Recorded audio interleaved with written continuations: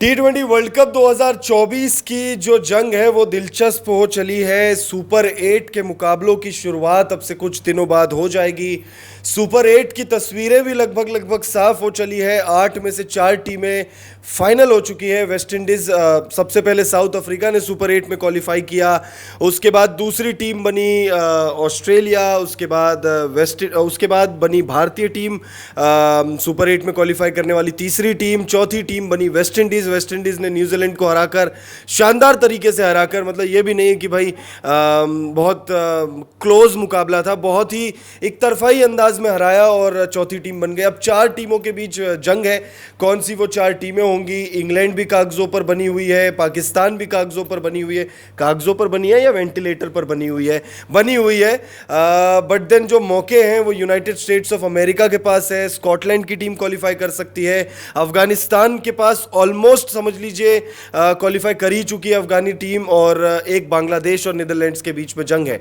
अब 4 टीमें क्वालिफाई कर चुकी है, 4 टीमें क्वालिफाई होनी है, लेकिन हम उन 8 टीमों की बात नहीं करेंगे। हम सिर्फ बात भारतीय टीम की करेंगे, क्योंकि हमें दूसरों से ज़्यादा उतना लेना देना है नहीं। हमें तो भाई हमारी टीम ही थोड़ा सा टेंशन दे रही है। कप्तान रोहित शर्मा ने चिंता बढ़ा दी है। राहुल द्रविड़ भी पता नहीं क्या सोच रहे हैं। टीम इंडिया में अगर ये 2 बदलाव नहीं हुए तो भारतीय टीम बड़े मुकाबलों में फंसती आई है और फंस जाएगी। कृष्णा भाई मेरे साथ मौजूद है। कृष्णा भाई, भारतीय टीम में 2 बड़े बदलाव होने बहुत ज़रूरी है। प्लेइंग 11 में विराट कोहली से ओपनिंग हो नहीं रही है और यशस्वी जायसवाल क्या पानी पिलाने गए हैं? क्या कहना चाहेंगे इस बारे में? देखो, इस बात रोहित शर्मा चेंजेस करेंगे, क्योंकि रोहित शर्मा, हम भी नहीं चाहते कि वो गलती दोबारा कंटिन्यू हो कि वर्ल्ड कप 2023 की, कि वही प्लेइंग 11 जो प्लेइंग 11 चल रही थी। हार्दिक पांड्या इंजर्ड हो गए थे, उसके बाद समी की एंट्री हुई थी। समी के बाद प्लेइंग 11 किसी भी मैच में चेंज ही नहीं की थी। और वही गलती अब रोहित शर्मा शायद बड़े मैचेस में कर सकते हैं, क्योंकि अब तक क्या कौन मैच जिताते हुए आ रहा है? बॉलर्स।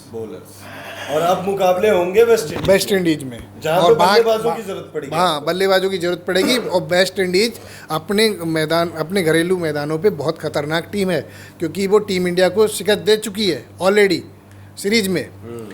तो वहाँ पर देखो, बैटिंग, वो क्रिकेटिंग शॉट नहीं खेलते, वो अपनी पावर हिटिंग करते हैं। तो अगर विराट कोहली नहीं चले, विराट कोहली का 3 मैचेस का आंकड़ा, एक में 5 रन, एक में 3 रन, एक में 0।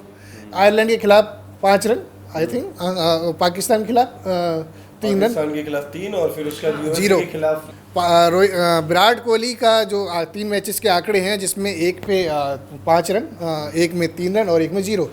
तो पाकिस्तान के खिलाफ शायद विराट कोहली फंस गए थे, क्योंकि बॉलिंग तो वहाँ पे अच्छी थी। फंसे तो वो तीनों मुकाबले में मैं बदलाव जिसकी बदलाव की बात कर रहा हूँ, बदलाव ये है कि ओपनिंग जब नहीं हो रही है तो वन डाउन पे विराट कोहली को आना चाहिए। उनकी पोजीशन उनको दे देनी चाहिए, क्योंकि ओपनिंग में जब भी कोई बैट्समैन आता है तो उसके ऊपर प्रेशर होता है कि आपको। एक और चीज इसमें मैं ऐड करना चाहूंगा कृष्णा भाई, ऐसा भी नहीं है कि विराट कोहली का करियर अभी जस्ट शुरू ही हुआ है और टीम इंडिया एक्सपेरिमेंट कर रही है। जैसे 2013 में रोहित शर्मा को ओपनिंग दिया था। भाई ये T20 वर्ल्ड कप खेल रहे हैं, अगला खेलेंगे नहीं खेलेंगे वो पता नहीं, ठीक है। तो ऐसे में आप क्यों जिद पर पड़े हो कि भाई अगर ठीक है डोमेस्टिक लेवल पर यानी IPL में उन्होंने बहुत अच्छी ओपनिंग करी हुई है। रोहित शर्मा से अच्छे आंकड़े, 8 शतक IPL में है, 1 शतक इंटरनेशनल में है, यानी 9 शतक है उनके टोटल ओपनिंग करते हुए। लेकिन जब अमेरिका में या फिर T20 वर्ल्ड कप 2024 में उनसे ओपनिंग हो नहीं रही है तो ज़बरदस्ती जिद पकड़ के बैठने की बात है। ये बात अब बात आती है कि सवाल ये भी उठ सकते हैं कि वहाँ की पिचेस ऐसी हैं। भाई पिचेस सारे प्लेयर्स के लिए ऐसी हैं। आप विराट कोहली का वन डाउन पे आप फॉर्म निकाल के देख लो, आप उनके आंकड़े निकाल के देख लो, वो भाई बेबाक खेलते हैं। वो थोड़ा सेट होने में टाइम लेते हैं, लेकिन वो ओपनिंग वाले के साथ नहीं हो सकता ना, क्योंकि रोहित शर्मा का क्या कि कब आउट हो जाए। उनका ऐसा रहता है कि रोहित शर्मा 4-5 शॉट खेलेंगे, 5वीं बॉल पे आउट हो जाएंगे तो कोई पता नहीं उनका। रोहित शर्मा का माइंडसेट को छोड़ दीजिए। हाँ, उनको छोड़ दीजिए। उनका माइंड गेम एक ही है कि भाई मुझे हिट करना, मुझे सिंगल डबल से नहीं खेलना चाहता। रोहित शर्मा का और ऋषभ पंत का ऐसे ही रहता है। लेकिन विराट कोहली को सेट होने के लिए उनको 10-12 बॉल लगती हैं, क्योंकि पहली स्टार्ट की बॉलों में विराट कोहली का स्ट्राइक रेट रहता है 100 बिलो, और जब वो सेट हो जाते हैं उसके बाद वो 150 पार कर देते हैं। उनका हमेशा यही रिकॉर्ड रहा है। सेंचुरी भी आपकी आप आंकड़े निकाल के देख लो तो 160 अगर आंकड़े भी होंगे तो पहले की 30 बॉलों में कम और बाकी उसके बाकी बाद के- स्ट्राइक बाकी रेट वो एक्सीलेटर पे पैर रखते हैं भाई 30-40 और फिर बॉलों बढ़ा में देते वो मार लेते हैं, क्योंकि वो उनको बॉल ना फुटबॉल दिखती है फिर। तो वो ऐसे प्लेयर हैं। तो मुझे लगता है यहाँ पर एसएसपी जायसवाल को लेके आने चाहिए। बेस्ट एसएसपी जायसवाल का वेस्ट इंडीज़ की पिच पे आंकड़े भी अच्छे हैं, आंकड़े हैं। क्योंकि वो वहाँ की पिचेस को खेल चुके, टेस्ट सीरीज में भी शतक मार चुके हैं और जो T20 सीरीज हुई थी उसमें भी रन बना चुके हैं। तो एसएसपी जायसवाल मुझे लगता है जल्द इनको बहुत जल्दी लेके आना चाहिए, क्योंकि वहाँ पर वेस्ट इंडीज़ से पहला ही मुकाबला वेस्ट इंडीज़ से है और है भी बारबाडोस में है भी बारबाडोस में पहला मुकाबला जो है वेस्ट इंडीज के खिलाफ ही सुपर 8 का मुकाबला भारतीय टीम पहला मुकाबला खेलेगी और बारबाडोस के उसी मैदान पर यह मुकाबला खेला जा रहा है जहां पर फाइनल मुकाबला खेलना है और बारबाडोस में पहला मुकाबला खेलेगी भारतीय टीम T20 वर्ल्ड कप 2024 का। ये और बात कर रहा हूँ कि वहाँ पर आपको शिवम दुबे ज़्यादा नहीं चलते दिखेंगे। शिवम दुबे से अगर आप प्रॉपर बैट्समैन के लिए अगर चाहते हो तो आपको संजू सैमसन वगैरह खिलाना चाहिए। संजू सैमसन तो वहाँ पे सबसे बेस्ट विकल्प है, क्योंकि वहाँ पर भाई वेस्ट इंडीज के सामने स्लो ओवर्स में डालोगे तो भाई वो उठा के मारेंगे। उनकी स्ट्रेंथ है। रोहित शर्मा 2.0 है संजू सैमसन वहाँ पे। तो वहाँ पर संजू सैमसन को खिलाना चाहिए। आपको एक ऑलराउंडर को बाहर करना चाहिए, क्योंकि 4 ऑलराउंडर यहाँ पर ठीक है, क्योंकि बैटिंग की यहाँ पर जरूरत है, क्योंकि विकेट तो वही सबसे ज्यादा। जब आप शिवम दुबे से जब आप ऊपर नहीं मतलब गेंदबाजी नहीं करा रहे हो और सिर्फ बल्लेबाजी खिलाना है, तो फिर ऐसे बल्लेबाज को खिलाओ जो आपके वेस्ट और सुपर 8 में सारे ही मुकाबले आप लगभग जो है अगर आप देखेंगे तो सारे मुकाबले वेस्ट इंडीज में ही खेले। बड़ी टीम तो है ही ऑब्वियसली, जो भाई न्यूजीलैंड को हराकर जो टीम आ रही है वो बड़ी ही टीम है। जो टीम क्या कहते हैं अपना इंग्लैंड को हरा रही है वो टीम बड़ी ही टीम है। ठीक है, तो भाई सारी टीम बड़ी है और जो सारे सुपर 8 के मुकाबले अगर आप देखेंगे तो वो आपको खेलने का है भाई वेस्ट इंडीज़ में ही खेलने। पहला मुकाबला आप खेलोगे केंसिंगटन ओवल में जहां पर फाइनल मुकाबला भी खेला जाएगा बारबाडोस में। उसके बाद आप खेलोगे sir Vivian Richards international cricket ground Antigua में, वहां पर दूसरा मुकाबला खेलोगे आप। बांग्लादेश होपफुली उस दिन ओपोनेंट होगी। जून 22 को वो मुकाबला है। फिर जून 24 को आप ऑस्ट्रेलिया के खिलाफ खेलोगे सेंट लूसिया में Darren semi international cricket ground में। तो भाई मुकाबले सारे आपको वेस्ट इंडीज़ में खेलने।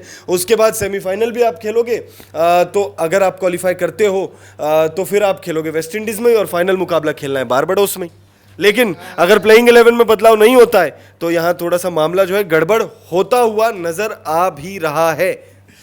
मैं इस टॉपिक पे थोड़ा आउट ऑफ टॉपिक भी एक बात करना चाहता हूँ। कुछ लोगों ने बोला था कि सूर्या चल गया था एक मैच में, ठीक है, हालांकि हमारे न्यूज रूम से भी कि भाई एक सवाल था कि सूर्या, आप बोलो सूर्या पे आप कुछ कहना चाहोगे?